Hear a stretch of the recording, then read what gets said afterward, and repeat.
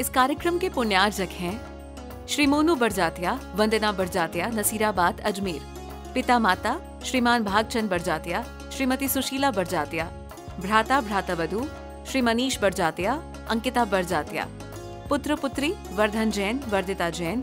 बहन बहनोई परिवार श्री मोहित डोसी, मीनू डोसी, प्रणव जैन, युवांश जैन। किशनगढ़, रेनवाल, जयपुर। ससुराल पक्ष कोटड़ी, जिला भीलवाड़ा, राजस्थान। जैन धर्म एवं श्रमण परंपराओं को सुरक्षित रखने हेतु वर्ष 2022 में परम पूज्य अभिक्षण ज्ञानोपयोगी आचार्य श्री 108 वसुनंदी जी मुनिराज के अज्ञानुवर्ती शिष्य परम पूज्य श्रमण मुनि श्री 108 श्रद्धानंद जी एवं पवित्रानंद जी मुनिराज सत्संग के पावन सानिध्य में अखिल भारतवर्षीय दिगंबर साधु सेवा ट्रस्ट का गठन किया गया था। आज भारत के लगभग 10 से अधिक प्रांतों में एवं 25 से अधिक जिलों में ट्रस्ट की शाखाएं एवं सदस्यों का गठन हो चुका है। इस ट्रस्ट के मुख्य उद्देश्य हैं दिगंबर मुनियों के आहार विहार चर्या, विहार में आवास आदि व्यवस्थाओं को सुचारू रूप से बनना। इस ट्रस्ट के लगभग 10 माह पूर्ण होने के उपलक्ष्य पर प्रथम राष्ट्रीय अधिवेशन 2023 का आयोजन परम पूज्य श्रमण मुनि श्री 108 श्रद्धानंद जी एवं पवित्रानंद जी मुनिराज सत्संग के पावन सानिध्य में बेहद ही भव्य रूप में आयोजित किया जाएगा। ब्यावर, राजस्थान की पावन धरा स्थित विद्या वसु सभागार श्री महावीर दिगंबर जैन पंचायती नसिया जी में दिनांक 27 अगस्त 2023 को इस समस्त कार्यक्रम का आयोजन किया जाएगा। गौरतलब है कि इस अवसर पर अनेकों गणमान्य सदस्य भी उपस्थित होंगे। जीवम जीवम दवम जिन्वर वसेन जेननी दिट्ठम देविंद विंद वंदम वंदेतम सर्वदा शिरसा। नमो अरिहं ताणं नमो सिद्धाणं नमो वायरीयाणं नमो वज्रायाणं नमो लोये सव्विसागुणं। जय बोले अंतिम तीर्थंकर विनायक श्री महावीर भगवान की, परम पूज्य आचार्य भगवान गुरुदेव श्री वसुनंदी जी मुनिराज की, अहिंसा में विश्व धर्म की, परम पूज्य श्रमण मुनि श्री श्रद्धानंद मुनिराज की, सभी उपस्थित धर्म प्रेमी पुण्य आत्मा एवं महानुभाव, हम अपने जीवन में अपनी आत्मा का कल्याण करना चाहते हैं। हमने आत्म कल्याण के लिए जिन भगवान की पूजा भी की है, हमने गुरुओं की सेवा भी की है और नवदा भक्ति भी करते हैं, आहार दान भी देते हैं। और आहार दान से पहले सभी जानते हैं कि नवदा भक्ति की आवश्यकता पड़ती है। उन गुरुओं की सेवा हमें कैसे करनी है हम ये नहीं जानते। सबसे बड़ी बात कि हम जो नवदा भक्ति कर रहे हैं, उस नवदा भक्ति को करने के बाद हमें फल क्या मिलेगा।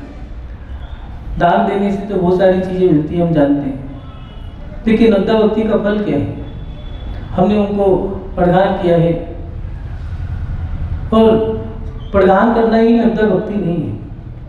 पहले तो ये समझे नवदा भक्ति है क्या। हे स्वामी नमोस्तु जो आप लोग कहते हैं, दक्षिण दिशा में साधुओं को स्वामी शब्द से उच्चारण किया जाता है। प्राचीन शब्द स्वामी है। हे स्वामी अत्रो अत्रो, हे स्वामी नमोस्तु नमोस्तु, आपको नमस्कार। अत्रो माने आइए, तिष्ठो माने विराजिए। हे स्वामी नमोस्तु नमोस्तु नमोस्तु, अत्रो अत्रो अत्रो, तिष्ठो तिष्ठो तिष्ठो, आहार जल शुद्ध। आइए, आपको नमस्कार हो, आप विराजिए। हमारा आहार, हमारा भोजन सामग्री सब शुद्ध है। फिर उच्चासन, पाद प्रक्षालन, आरती और 3 शुद्धियां जो दी हैं, मन वचन काय, ये तीनों शुद्ध है। आप जो उच्चारण करते, इस प्रकार की नवदा भक्ति है। अब इस नवदा भक्ति को करने का फल क्या है ये भी हमें जानना है। तो आचार्य समन्वय स्वामी जी ने रत्नाकर्ण शावकाचार्य की 115 नंबर की गाथा में हमारी जिज्ञासा का समाधान आज से लगभग 3री-4थी शताब्दी में ही कर दिया। और आचार्य समन्वय स्वामी जी लिख रहे हैं, उच्चे गोत्रम पढ़ते भोगो दानाद उपासना पूजा भक्ते सुंदर रूपम स्नात कीर्ति तपो निधिचु। यहाँ लिख रहे हैं आचार्य समन्वय स्वामी जी, तब के भंडार स्वरूप मुनियों को नमस्कार करने से उच्च गोत्र की प्राप्ति होती है, जो आपने नमोस्तु नमोस्तु बोला है।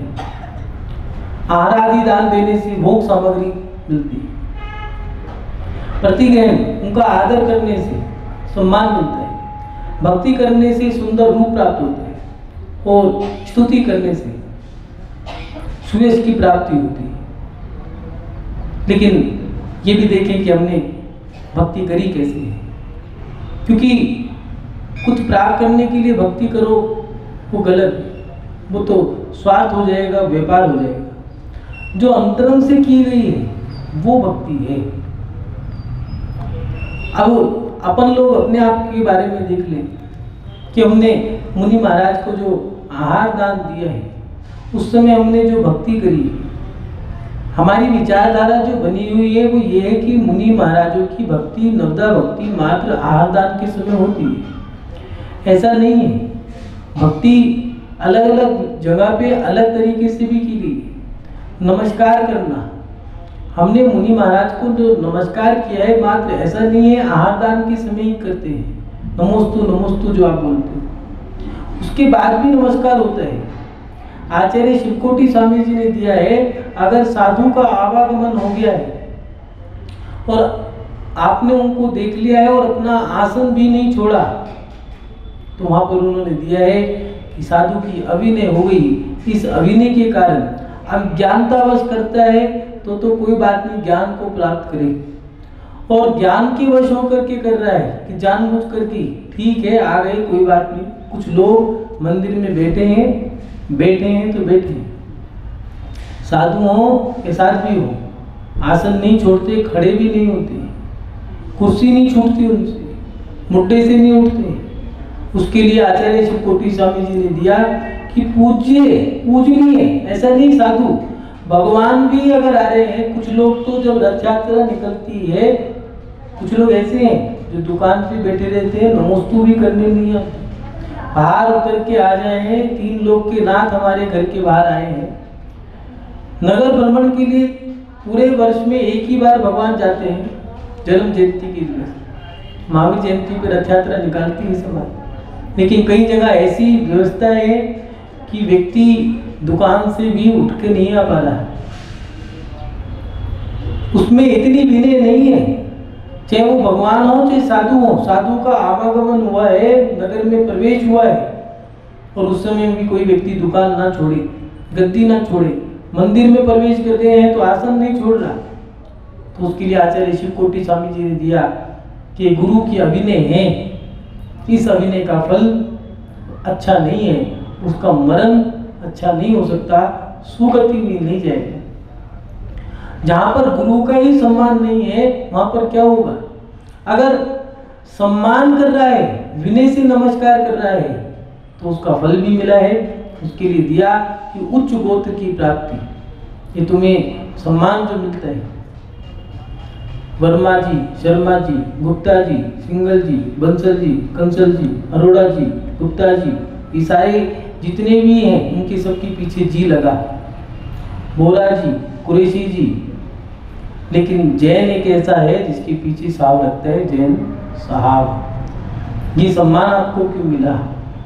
सबके पीछे जी, आपको सम्मान। ये सम्मान आपको जो उच्च गोत्र आपको मिला है, उस उच्च गोत्र की प्राप्ति के लिए मुनि महाराज की जो विनय करी थी, आपने नमस्कार किया था, उससे आपको उच्च गोत्र मिला, उससे आपको ये सम्मान मिल रहा है। लेकिन ईमानदारी से जो आपने किया था उसका ये फल है। ऐसा नहीं सम्मान के लिए आप नमस्कार करो तो वो तो स्वार्थ हो जाएगा। यहाँ वो दे रहे हैं कि नमस्कार भी अंतरंग से हो, चापलूसी से ना हो, दिखावे का ना हो, बनावट से ना किया गया हो, अंतरंग से नमस्कार हो। मुनि महाराज हैं तो आपने नमस्कार कर दिया, नहीं है तब नमस्कार किया या नहीं किया। विभीषण दिन प्रतिदिन मुनि महाराज का चौका लगाया करता था और सुबह उठते के साथ ही पहले पंचप्रविष्टि का स्मरण अंतरंग से करता। ऐसे ही मोक्ष नहीं मिलता है, ऐसे ही कल्याण नहीं होता। उच्च कुल की प्राप्ति भी अगर चाहिए, उच्च गोत्र भी चाहिए, तो आपको उसके लिए भी धर्म करना होगा। यहाँ पर दे रहे हैं। तब के भंडार स्वरूप मुनियों को नमस्कार करने से उच्च कोटि की प्राप्ति होती है। और ऐसा नहीं, उदाहरण भी है, हमारे पास उदाहरण भी है।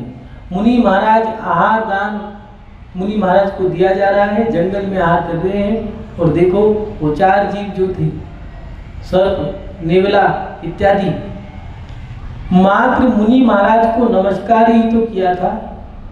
वो जटायु नाम का पक्षी मुनि महाराज को नमस्कार ही तो किया था, उनके सम्मान से उनके गंधोदक को उसने अपने शरीर पे लगाया, स्वर्ण का पक्षी हो गया।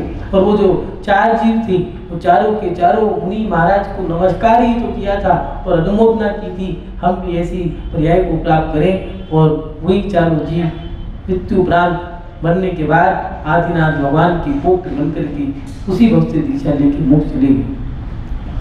ऐसा नमस्कार आपको करना होगा, अंतरंग से करना होगा, विशुद्धि के साथ करना होगा, छल कपट से रहित होकर के जब आप करोगे तब जाकर के आपको उच्च बोध की प्राप्ति होगी। उसके बाद आहार आदि दान देने से, यहाँ आहार इत्यादि जो दिए मुनि महाराज को 4 प्रकार का दान दिया जाता है। औषध दान, आहार दान, ज्ञान दान, अभय दान। इन चारों दानों में 4 व्यक्ति प्रसिद्ध हुए हैं। वृषभ सेना, कोंडेश ग्वाला, राजा श्रीसेन, और सबसे बड़ी बात शूकर मुनि महाराज को कैसा अभयदान दिया है उसने। और लोग कहते हैं कि कोई ऐसा उदाहरण भी है जो धर्म करने के साथ ही उसका फल मिले। तो जैन धर्म के शास्त्रों में, जैन धर्म में ऐसे भी उदाहरण हैं कि करते के साथ ही फल मिला है। और शूकर ने जो दान दिया मुनि महाराज को अभय दान, वो जानता था कि गुफा में मुनि महाराज विराजमान है और जाति स्मरण हो गया। पूर्व में सेठ था, वो शूकर भी और शेर भी, दोनों सेठ थे, 8 परिणाम से मरे। धर्मशाला जो मुनि महाराज की थी वो मुनि महाराज को नहीं दी गई, किसी और को कार्यक्रम अनुष्ठान करने के लिए दे दी थी। उस समय मुनि महाराज आए, वो बाहर बैठे थे, जो धर्मात्मा था उसने कहा मेरे गुरु का अपमान हुआ, दोनों के दोनों लड़े, लेकिन आर्थ ध्यान से मरे। मरने के बाद तिरंज गति हो गई। तिरंज गति में जैसे ही शूकर ने मुनि महाराज को गुफा में देखा, उसको जाति स्मरण हो गया, और जाति स्मरण होने के बाद उसने उनकी रक्षा करी। शूकर और शेर दोनों का घमासान युद्ध हुआ और दोनों के दोनों मर गए। देखो कैसा फल मिला, तात्काल फल मिला। सूअर मर के देव बना, शेर नरक में गया। ऐसा कोई दान नहीं करा, कोई पूजा नहीं करी, कोई कुछ नहीं करा। मेंढक तो पूजा के भावों से गया था, लेकिन शूकर के दृष्टांत में तो यहाँ पर उसने तो कोई भक्ति के भाव ही नहीं थे, यहाँ सेवा के जो भाव थे, उस अभय दान के माध्यम से मुनि महाराज की जो रक्षा करनी थी, उन परिणामों से मरकर के वे दिव्य बन गया। मान बात, हमारे जीवन में आहार आदि अगर किसी से पूछा जाए दान देना चाहिए तो वो कहेगा ठीक है आहार दान दे दो। मात्र आहार ही दान नहीं है, और भी दान है। औषध दान भी है, आहार दान भी, और औषध दान भी कैसे, ऐसे नहीं माना जाएगा। औषध दान दुकान से खरीद के दवाई ला करके आपने दे दी, वो औषध दान नहीं है। जड़ी बूटियों को लाना, उससे भी पहले जो क्रिया है, मुनि महाराज के पास जो श्री किशन जी ने करी थी। मुनिराज के पास कोई साधु नहीं कहता हमारा स्वास्थ्य ठीक है वैद्य को बुलाओ, हमारा स्वास्थ्य खराब है दिखवाओ, कोई नहीं कहेगा। यहाँ पर अपना विवेक रखना पड़ेगा कि हम साधु की भक्ति कैसे करें, सेवा कैसे करें। वहां पर श्री किशन जी मुनि महाराज के पास वैद्य को लेके गए, जब दिखाया उनको रोग निकला और उस रोग का इलाज कराया और उसकी औषधि आज्ञा दे दी कि प्रत्येक घर के अंदर औषधि बननी चाहिए। मुनि महाराज का स्वास्थ्य खराब है, राज आज्ञा है, ये कार्य होना आवश्यक है। और उसका फल क्या मिला, मुनि महाराज का स्वास्थ्य तो ठीक हो गया, और ये सेवा करने से तीर्थंकर प्रकृति को बंद बांध दिया। क्या हमारे जीवन में ये है? अपन लोग तो बाजार गए और औषधि खरीद के लिए आए, जड़ी बूटी कौन लाए, कौन बनाए, कौन धोए, कौन सुखाए, फिर कूटो, फिर पीसो, फिर बनाओ, फिर मुनि महाराज को देकर आओ। ये पेटी में आपने उसमें लिख दिया औषध दान और उसके अंदर आपने पैसा डाल दिया, ये औषध दान नहीं है। पहले भी बताया था, मुनि महाराज का आहार दान, औषध दान चंदा चिट्ठा इकट्ठा करके नहीं होता। ये तो औषध दान तो यही है कि जड़ी बूटियों को जो वैद्य जी ने बताया, वैद्य को बुला करके दिखा करके मुनि महाराज को दिखा दिया, और दिखाने के बाद जब उसने नानी पकड़ के बताया कि ये औषध है, इस औषध दान को, इस औषध को आपको ऐसी देनी है, और आपने उसको शुद्धि के साथ दे दिया। कई लोग तो ऐसे हैं कि घर के कपड़ों में औषधि बना दी है, आकर के दे दी है, नहीं तो कहीं तो ऐसी कई व्यवस्था है कि औषधि लेके आया कोई, दे दी किसी को, चला दी, उनका समय आया तो किसी ने किसी को दे दी, और पता चला जैसे ही मुनि महाराज को औषधि लेनी थी वो व्यक्ति तो गायब है, कहाँ गया भगवान जाने। औषध दान का, आहार आदि दान जो देने हैं, उन दान में भी पूरी विशुद्धि हो। छींटा मार के चौकी में चले गए, वो शुद्धि नहीं मानी जाएगी। गाड़ी से बैठ के आ गए, स्कूटी गाड़ी मोटरसाइकिल पर बैठ करके आकर के, और कुछ लोग तो चप्पल पहन के आ जाते हैं, उनसे पूछें तो वो कहते हैं कि भैया ये तो चौकी की चप्पल है। और भैया चौकी की चप्पल कौन सी आ गई है, भगवान जाने। चौकी की हो चाहे दुकान की हो चाहे मकान की हो, चप्पल तो चप्पल है। अगर शुद्ध है तो फिर को भोजन की थाली में रख करके चप्पल रख करके भोजन कर लो, क्या दिक्कत है। यहाँ पर शुद्धि को ध्यान में रखते हुए आहार आदि दान देने से भोग की प्राप्ति होती है। जो नवदा भक्ति के साथ जो आप आहार दान दे रहे हो, उसमें आपने नमस्कार भक्ति से किया या नहीं किया। भाई कमेटी वाले आए हैं, अब तो चौका लगाना पड़े, क्या करें, मजबूरी है, हमारा नंबर है, वो आहार दान नहीं माना जाएगा। सालगिरह है, चलो भैया होटल में जाते चौका लगा लो, मुनि महाराज के मुनि महाराज आ जाने, और 4-10-5 लोगों को और बुला दे रहे। जन्मदिन सालगिरह पे जो 16 प्रकार की अंतराएं हैं, उन 16 प्रकार की अंतरायों को आपको सुरक्षित रखना पड़ेगा। इन्हीं को 16 कहा है। मन शुद्धि, वचन शुद्धि, काया शुद्धि 16 नहीं है। मन वचन और काया तो शुद्ध होना है। 16 प्रकार की शुद्धियां आपके जिम्मे है। शूद्र के हाथ का भोजन मुनि महाराज को नहीं देना। रात्रि का बना भोजन, बाजार का भोजन, अशुद्ध भोजन, अशुद्ध पात्र से ताड़ पत्रों पे रखा हुआ, हरित पत्र पे रखा हुआ भोजन, बासी भोजन, रात का बना हुआ, पाखंडी का बना हुआ भोजन, बलि देवों को जो चढ़ाई जाती है वो सामग्री वो मुनि महाराज को नहीं देनी। इस प्रकार 16 अंतराय आपके पास है। ऊपर का भोजन नीचे लाके देना, नीचे का भोजन ऊपर लाके देना। ये छल कपट मायाचारी से रहित होकर के शूद्र व्यक्ति, मुनि महाराज थोड़ी ना पूछेंगे इशारे में, बताओ अपना बाप का नाम, माँ का नाम, बायोडाटा पूरा थोड़ी ना लेंगे, कैसे लेंगे इशारे में। ये सारी जिम्मेदारी आपके ऊपर है कि वो व्यक्ति कौन है। कहीं ऐसा तो नहीं चोर हो, भट्टे का व्यापार करने वाला, जूते का व्यापार करने वाला, हलवाई का व्यापार करने वाला, ये हिंसा के उपकरण को बांटने वाला हिंसक व्यक्ति, नशे का सेवन करने वाला व्यक्ति, ये मुनि महाराज को आहार नहीं दे सकता। इसका ध्यान आपको रखना होगा। 16 प्रकार के अंतरायों को टाल करके आप तब जाकर के एक गिलास देते हो, और मुनि महाराज 32 अंतरायों को टाल करके तब जाके एक गिलास लेते हैं। अपन देखें कि क्या ऐसा आहार दान हमने दिया या नहीं दिया।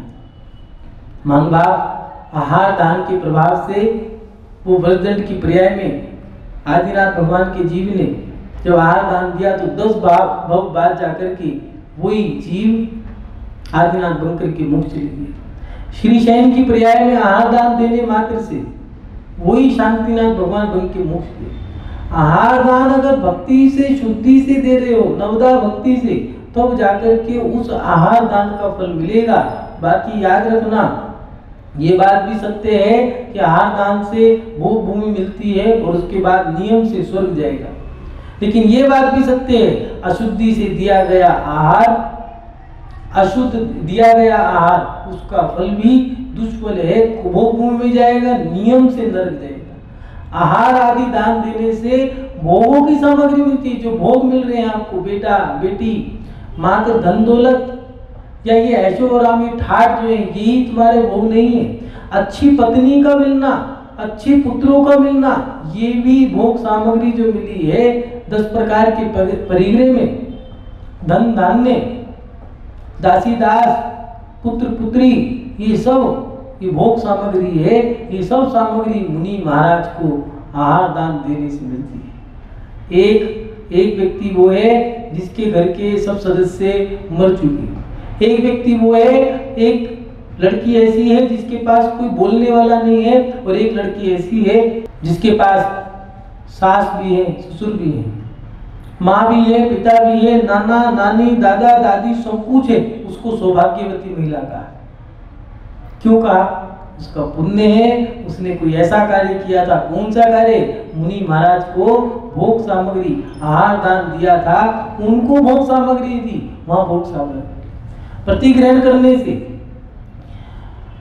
मुनि महाराज का सम्मान करने से, उनके आने पे आपको उठना, मुनि महाराज के प्रति सम्मान रखना, कैसे बैठ के नमस्तु करना है, उनके पास कैसे वस्त्र पहन के जाना है, ये प्रत्येक चीज को ध्यान रखना पड़ेगा।